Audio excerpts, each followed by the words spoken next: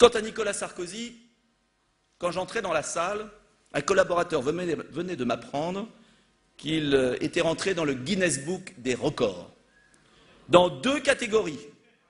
Le record du nombre d'annonces jamais suivies d'effets, le record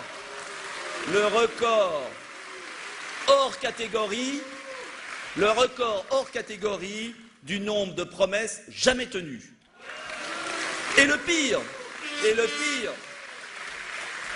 c'est que sans aucun complexe, il recommence la campagne de 2007, mais, excusez-moi, dites-lui que l'on n'est plus en 2007, mais qu'on est en 2012, il n'a pas vu le temps passer.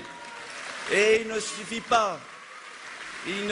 pas d'enlever sa Rolex pour être le candidat du peuple, croyez-moi. Quant à François Hollande, mon Dieu, l'homme du fameux changement, c'est maintenant. Mais quel changement? Quel changement?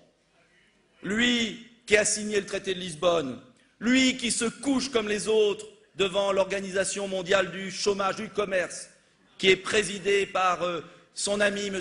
Pascal Lamy, lui qui ose aller à la City, montrer patte blanche, pour dire exactement le contraire de ce qu'il avait dit au Bourget avec François Hollande, alors là, je vous le dis très clairement, la finance, François Hollande comme ennemi, la finance a de beaux jours devant elle.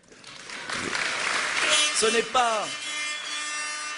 n'est pas le changement maintenant, c'est le changement tellement lentement que, bien évidemment, la France aura sombré, car la mondialisation est impitoyable pour les pays faibles.